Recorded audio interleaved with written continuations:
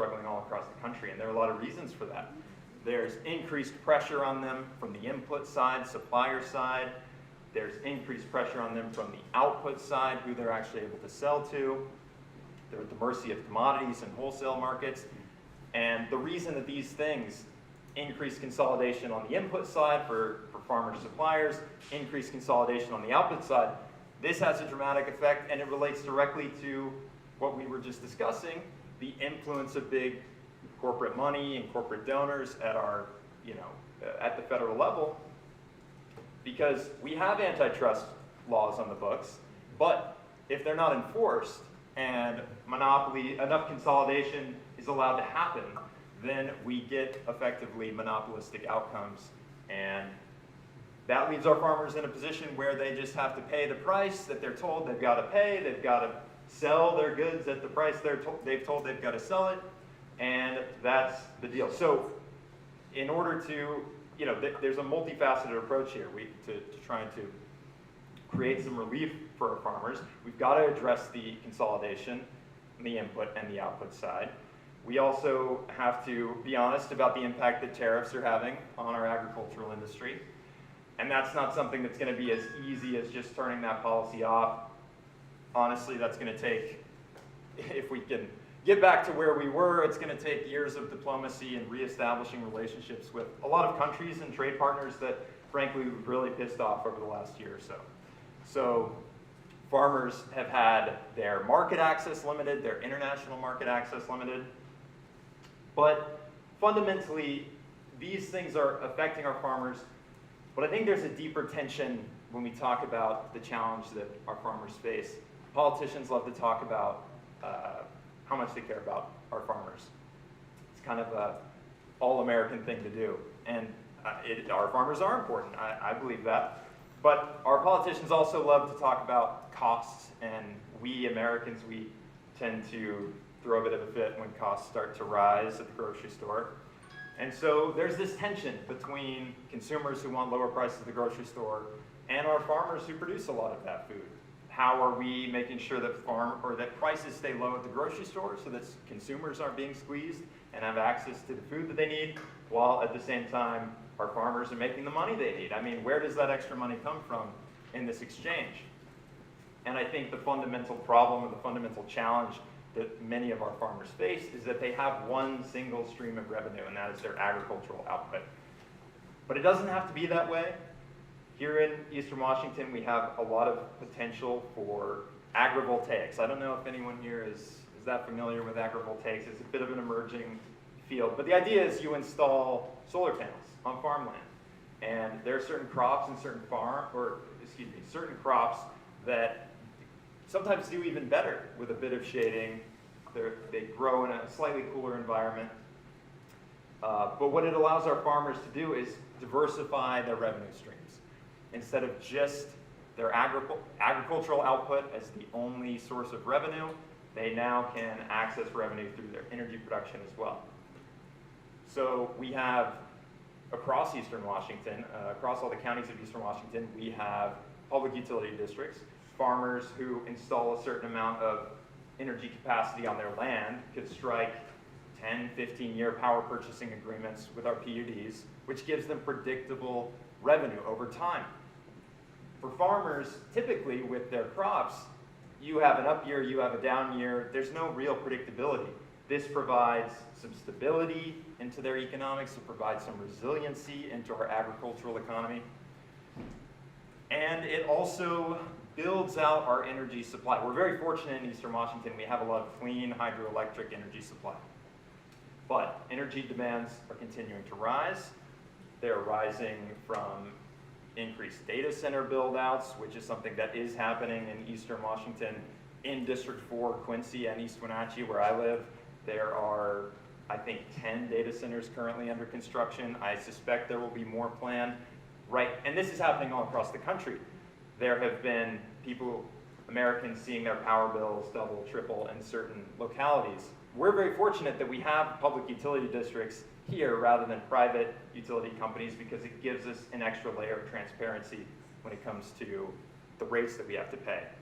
But the more productive energy capacity that we can build out throughout our district, the lower we can keep our energy bills, and critically, the more money will recycle back into our local economy rather than disappearing out to out-of-town developers who maybe come into town to build a 5,000-acre solar farm, or to the BPA, the Bonneville Power Administration, which provides a lot of wholesale power to our PUDs.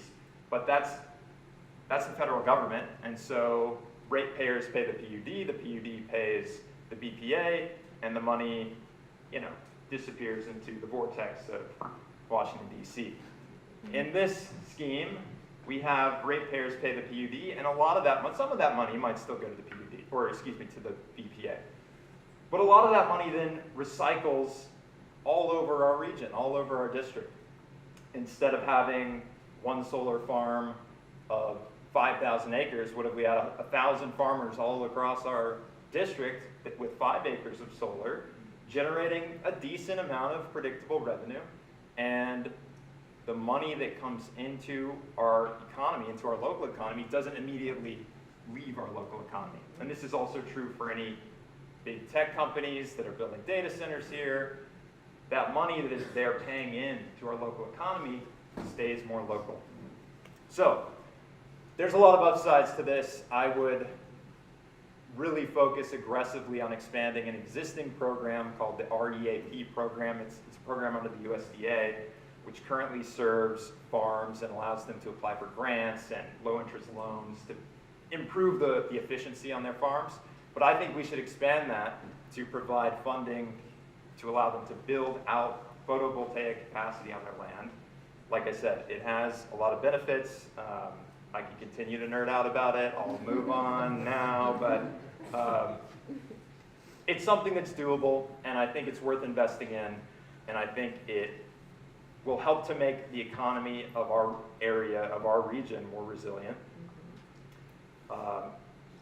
Additionally, there are a couple other reforms I'm focused on regionally here throughout the district. One is a proposal that would, this gets a little wonky, so bear with me.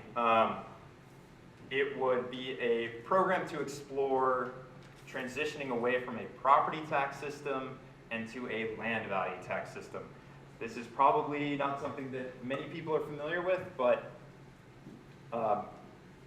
the idea here is that you're focused on incentives. In a property tax system, which is what we currently have, we're generally disincentivized from investing in our land and our resources and our productive capacity. Why? Because if we invest too much, our taxes go up. We know that they're going to go up. And so oftentimes people might not invest, they might not improve the land or the farms that they own because they don't want to see a higher tax bill. And on the other side of the token, it really enables people who are land speculators, people who are just sitting on land hoping that it appreciates in value while everyone around them invests in their land, and then they can swoop in and sell their land at a highly inflated price, even though in theory they haven't really contributed anything. They've just sat and they've allowed everyone around them to contribute and invest and improve the value of their land while they have not. A land value tax flips this system, and it taxes only the unimproved value of the land, not improvements made to the land. This is also critical because if we're talking about helping our farmers install lots of solar capacity on their land, we don't want them immediately getting hit with a huge tax increase and say, well, hey, great, you've got this extra revenue, but here's your tax bill for the year, Instead, it's a question of you have this land, and if you make investments into it to make it more productive for the community around you, you are not punished for that. Conversely, if you are just sitting on land hoping that it appreciates in value, and everyone around you is making their land very productive and very high value, then you're going to have to start paying significantly higher taxes, which will either force you to invest in that land, make it more productive, which is good for the community, it's good for everyone, or you'll sell it to someone who will develop it into something more useful. This is broadly a system that's really advocated for by a political school of thought known as Georgism. I don't know if anyone's familiar with the Georgists. They're not particularly influential in American politics. But Henry George was the kind of godfather of Georgism, and he proposed this land value tax system back in the 1800s, and this was all his theory. So if you want to learn more about a land value tax, why I think it might work and have some positive downstream effects, read up on Henry George. It's not something, critically I would mention, this is not something that could be imposed at the federal level. It would be more a program at the federal level to incentivize experimentation of counties and municipalities, localities who want to try it out, see if it works, see what works, learn what doesn't, and so it encourages more experimentation at the local level. You got a Q&A it, baby.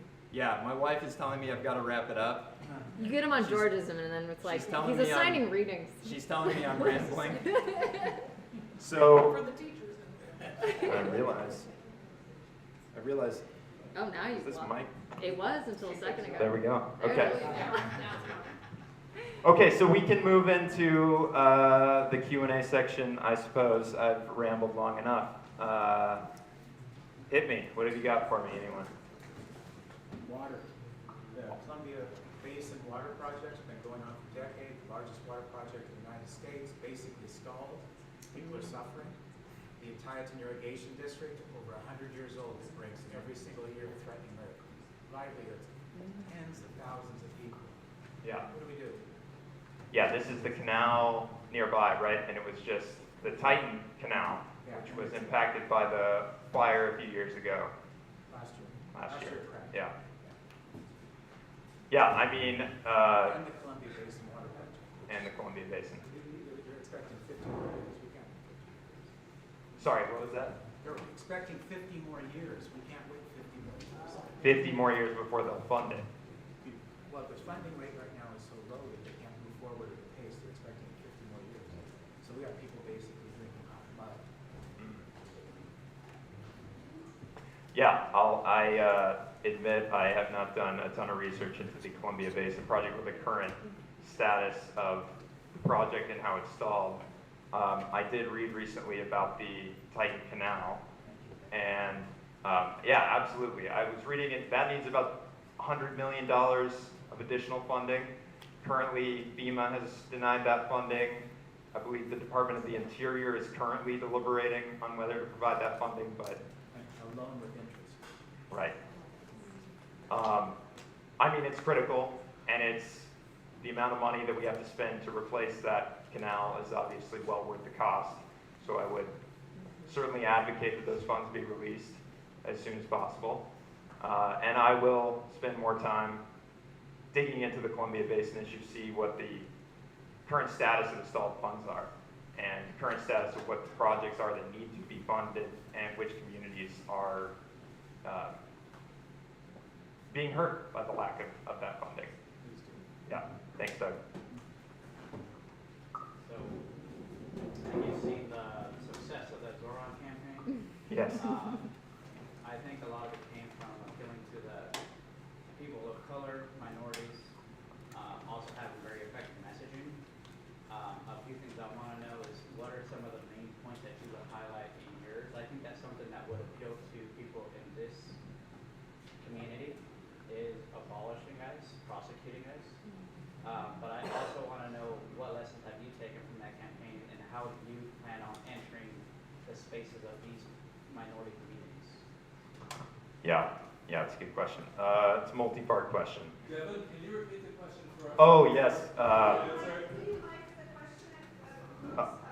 I can't going forward. Remind me of a couple pieces. The lessons learned from Zoran, Yep. Zoran's campaign, And how it appealed to the minorities.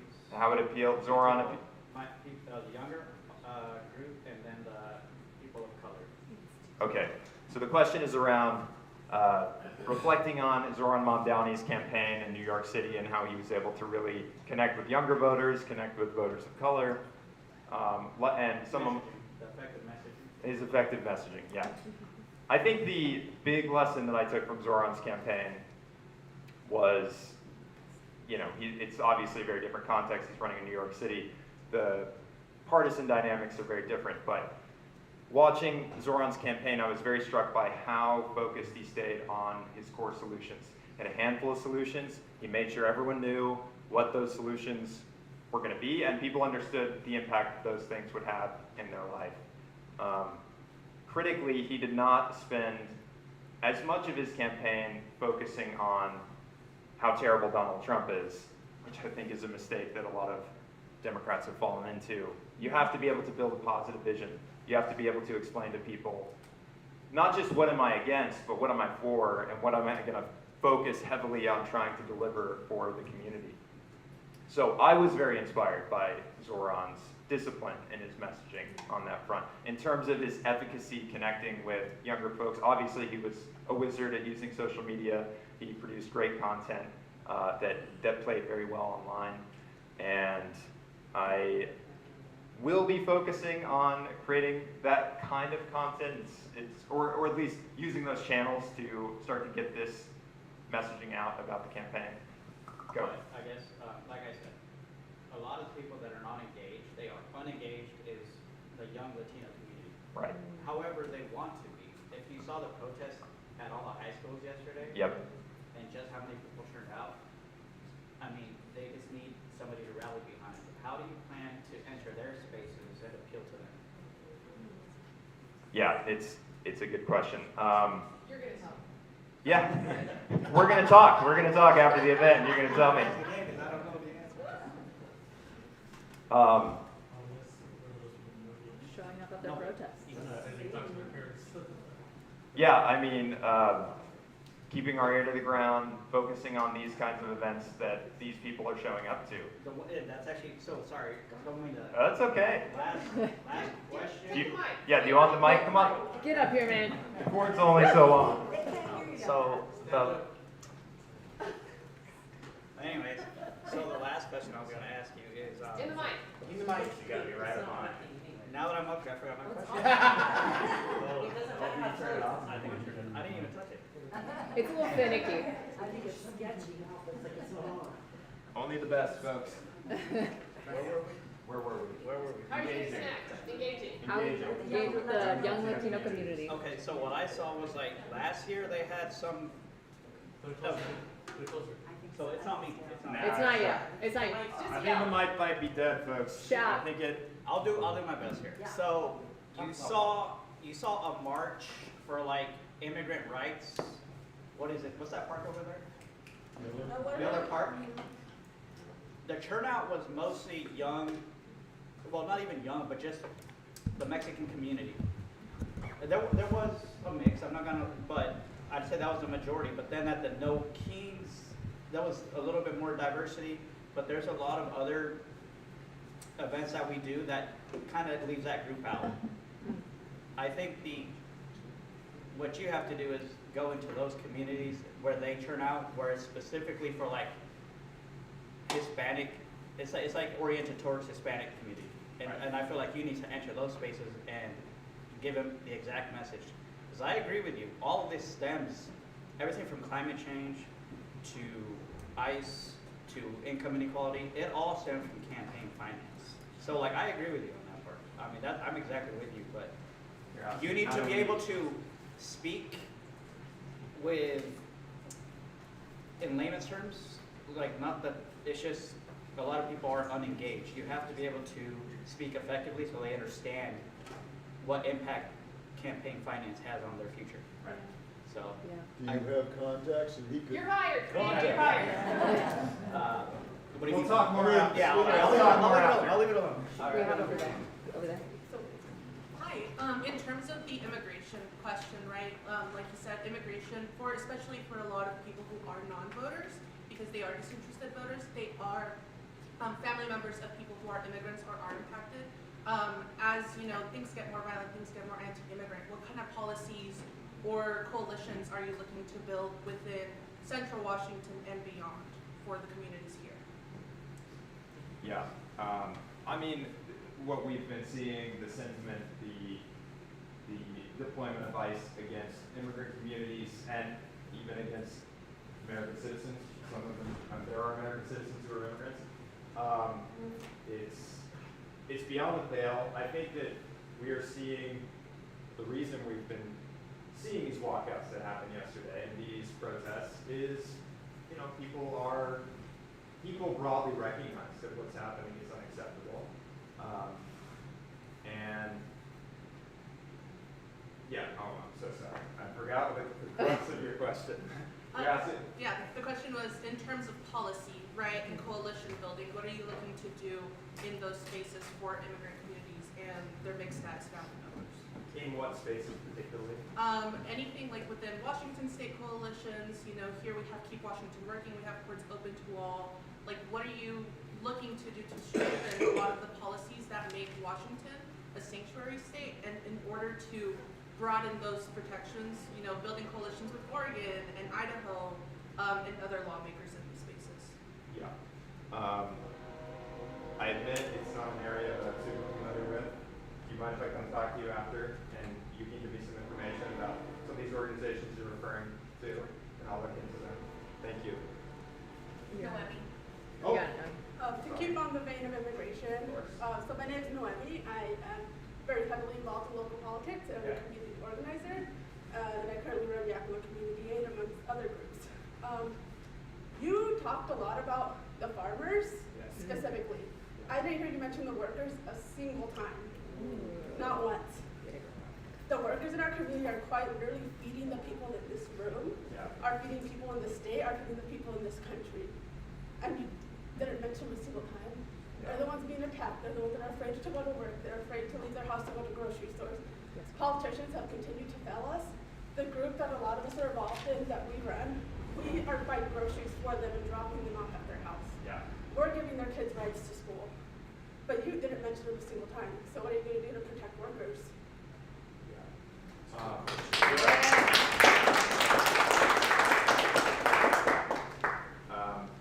Thank you. It's a good question, and you're absolutely right.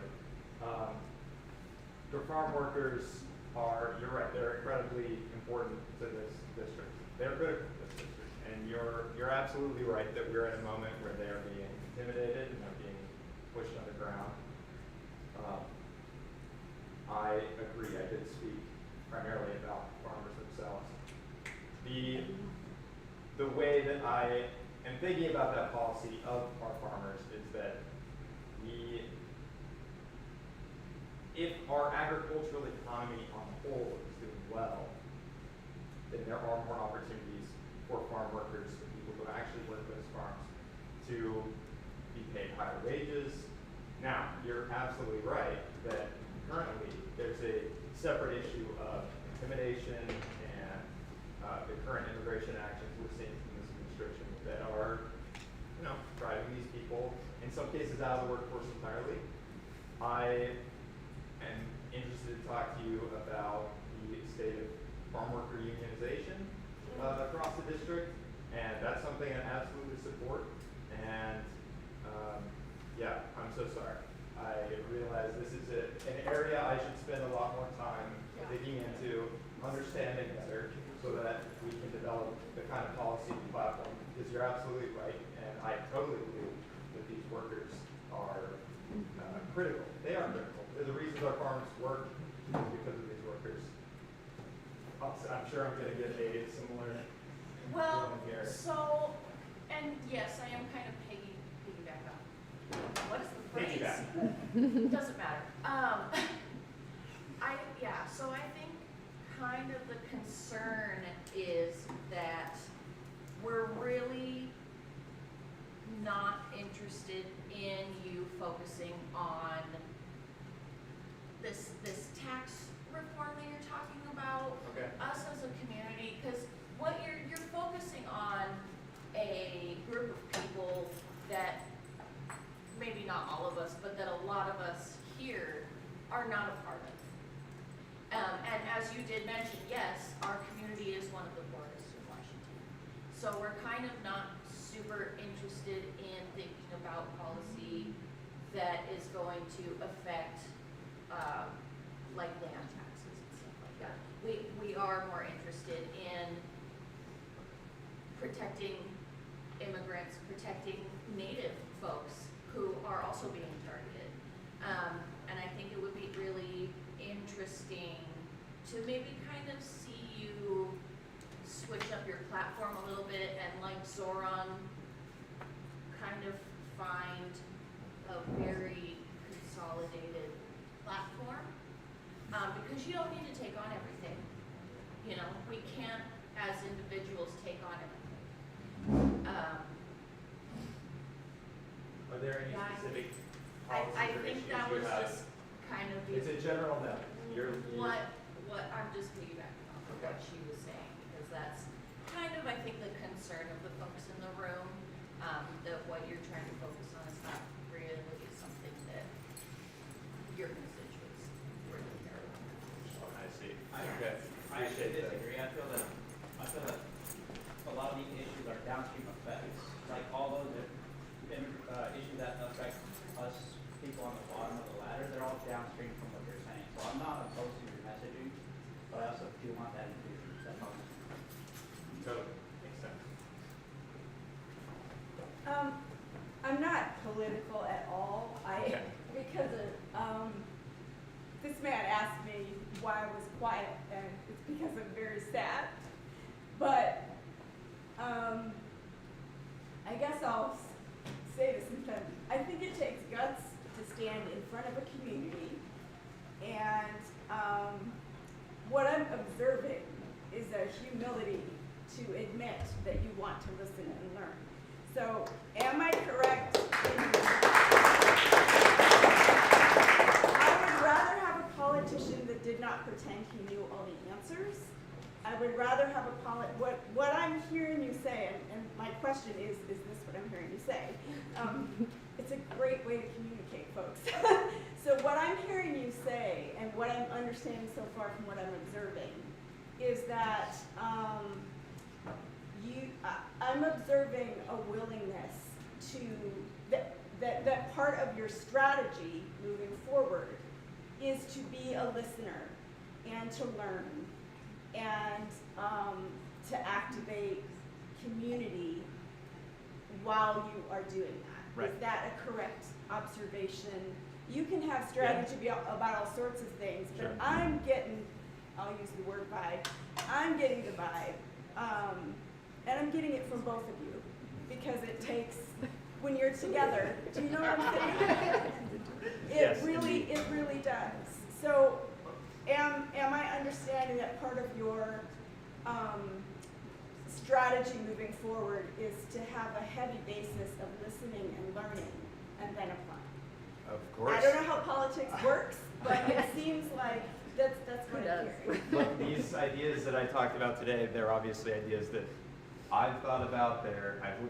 When I look around the district and I see some of the challenges we're facing, when I look at the national level and I see some of the challenges we're facing, these are some of the ideas that come to mind, some of the possible solutions. But you're right, I would be crazy to think my eyes can see all across this district all at once. It's the reason we come to events like this, to get pressed on issues like this, to learn about issues like this and be forced to reckon with them. So I have an opportunity to say, oh shit, okay, I've got to do the homework, right? I want to talk more. And absolutely, I mean, if a politician tells you they've got the answer to every question,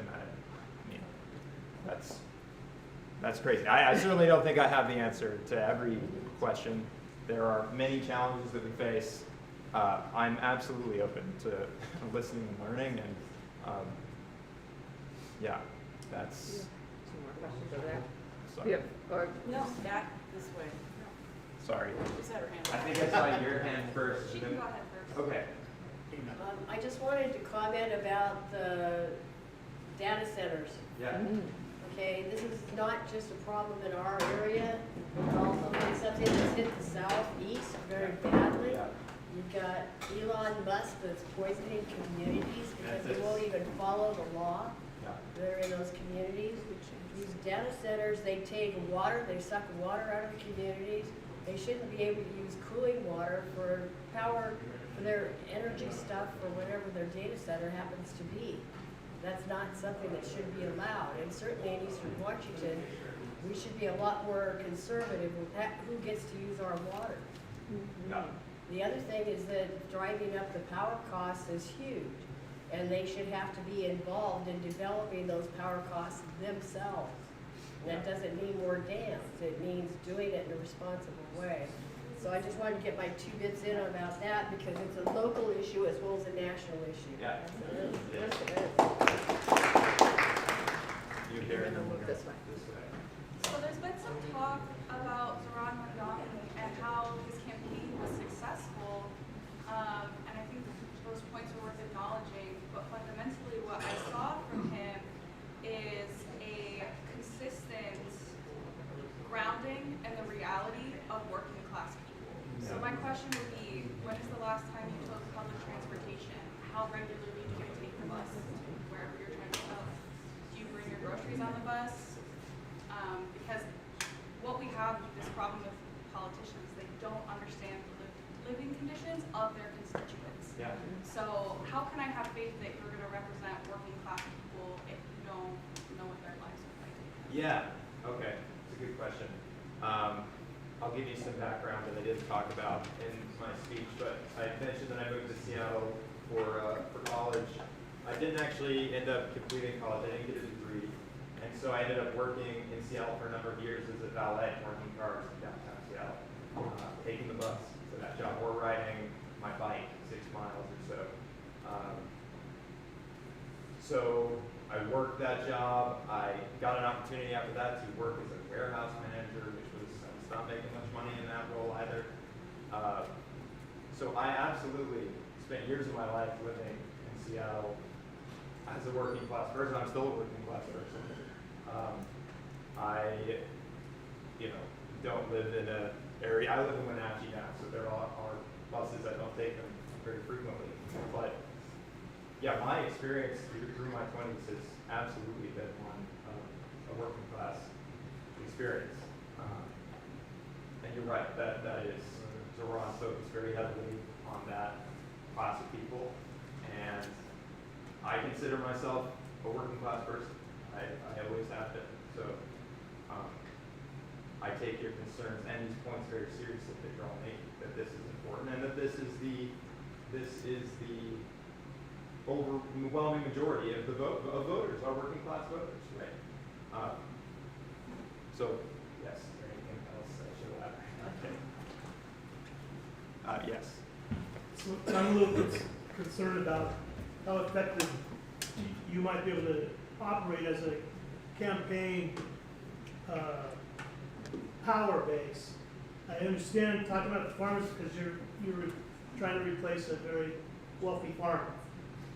Strategically, what I'm hoping is that supporting someone like you will change the power base in our community by challenging the ethics, challenging the morality about the power base of our community, rather than just allowing it to continue. Do you have a vision for how you're going to strategically get down into the nitty gritty and get into the fight and have a voice? Specifically regarding the agricultural economy here? No, I'm talking about the dynamics of here's the person that's going to succeed the former representative, king-making kind of power in our community. Yeah. How are we going to get under that? I'm so sorry. I'm trying to understand. I'm trying to understand the question. How are we going to build the grassroots power out of this anger that is so prevalent in our community? There's a way that happened in New York City. There's a way that AOC obviously has a capacity for. Bernie Sanders. So what's your vision of how you're going to do that here in our community? Yeah. Yeah, like I said, I'm clearly learning that there's more that I need to learn. But what has motivated generally my policy approach and the suggestions, the things that I've come up with, is a hope that implementing these kinds of policies, pushing hard for them. One thing that I didn't talk about a lot was a program I'd like to advocate for, which would increase community food abundance and production at the local level, at the individual and the community level. But the overall idea of everything I'm talking about, whether it's increasing food supply and abundance, whether it's increasing energy supply and abundance, keeping costs low. I know that there's some skepticism about the tax reform. That's okay. But the idea is yeah, I want this area, I live in this area, it's my home, I call it my home. I want it to be prosperous and to do well, but I want that prosperity shared across the region, and I want, if our farmers are doing well, like I said, then our farm workers should be doing well, they should be getting paid better. If, if housing costs are coming, or if land is being used more productively, then housing costs should be coming down. And I don't know if that's exactly the answer that you're looking for, but it's appropriate for who you are. You know, I get that. okay. And I can geek out too. Yeah. 2 more questions, because I think we're getting close to What time is it? It's 4:07. Okay. We're Yes. getting it. This is a little off topic, but So- you say you want to be a learner, and this one is going to come up in the campaign, Okay. just to let you know. So, I heard you mention clean hydropower. Yes. Now, it's not a carbon emitter, but it's not exactly environmentally friendly. That's right. So my question is, do you have ideas behind wild salmon recovery? I mean, there was a study that brought out that the four lower Snake River dams. Snake River dams Yeah. are impactful on the salmon population. Yeah. So, Repeat the question for those who maybe couldn't hear. She's asking about the impact of our dams on salmon populations, and if I have any thoughts or ideas about improving salmon health, salmon recovery. Yeah, I have spent a lot of time looking into the Snake River Dam issue. It's clearly a big issue. It's a controversial issue here. My view is that the services those dams currently provide could be replaced. There's not a ton of irrigation. They're providing some irrigation for sure. I think that irrigation can be replaced with a run-of-the-river irrigation system. That's possible. We know how to do that. We can build out additional canals and holding ponds. The barge transportation might be the stickiest issue of the dams in terms of the interests on the other side of this. that's increased quite a bit. Yeah. I also think that we could establish more cost-effective rail transportation for those goods. I think that's entirely possible as well. And I also want to note that the impact on the salmon population is also in violation, I believe, of our treaty with the Yakama Nation from 1855. So, yeah, this is an issue that I think we should be thinking seriously. I think it's entirely reasonable to think about the solutions that could be implemented to replace the services these dams are currently providing. This also gets back to my proposal for building out massive amounts of additional solar capacity all throughout the district. The dams don't actually, they provide some energy, not an insane amount of energy compared to some of our other dams. So I think there's a path. I think it's an issue where the interests of both sides have really been pitted against each other as though it can never be resolved. This is an issue we can't find our way through. I think we can find our way through it. I think we can make both sides whole, essentially. So yeah, yeah. Thank you. Of course. Let's do one more. One more. I'll get to you, Brayden. I'll talk to you. Yeah. Yeah. Go ahead. So I started with a two-part Okay. question, and you had talked about the issue of division, and of course you're going to be representing a divided district in a lot of ways, and it's really heartening to hear you say that you're like open to listening, openly and empathetically. I think my question is, you're also then going to go, like, if you listen to folks talking about being unhoused, great, but then you're also going to go talk to, like, business owners who then you'll listen to their concerns, who maybe want to, like, cut resources. So, I guess what I'm asking is, do you have a statement or a stance that you can offer us who want to know how are you going to come down on these issues where there is not as much meeting in the middle between the two sides? Do you have a social justice stance on your platform? And if you don't, is that something we could expect to see in the future? Yeah. Well, there's not a perfect line that's ever going to satisfy anyone, right? You can have an open mind and want to approach constituents across a diverse district. You're right. There's people who are going to have, in some cases, diametrically opposed views. There are probably people in this district who think, for example, that trans people should be driven entirely out of public life. And if I met someone with that view, I might listen to them and I'd say, okay, thank you very much, and I'd walk away. And I'm okay with not courting a vote if it doesn't make sense to court that vote.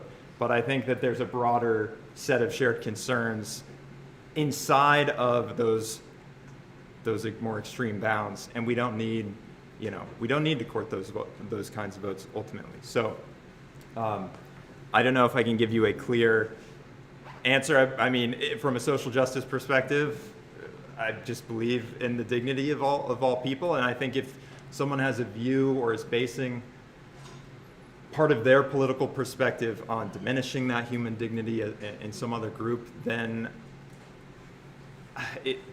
I'm not expecting that I'll be able to change their mind necessarily. I mean, I don't know if that's a vote that's really gettable. At some point, you got to cut your losses and spend your energy on the people, I think, who you can rally together. And I think there are enough people who can still be rallied together over common sense issues that we all agree with.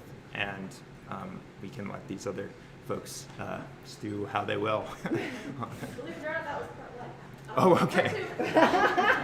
I will be shorter. So, how do you see ranked choice voting fitting into solving this problem? Yeah, I'm a ranked choice voting fan. Yeah. Oh, I guess I should have led with that. I guess that should have been number one. Oh yeah, I like ranked choice voting. Absolutely. Easy answer. I think we're gonna Wrap it up. We will be at which brewery? Single Hill. Single Hill Brewery. So if you want, Single Hill. Yeah, I'm sorry. I'm stepping on you. I'm sorry, I'm taking over.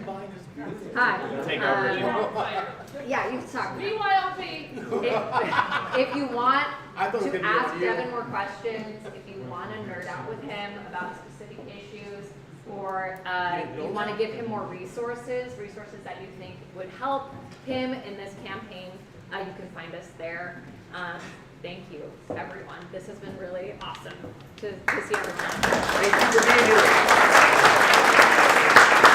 Thank you, everyone.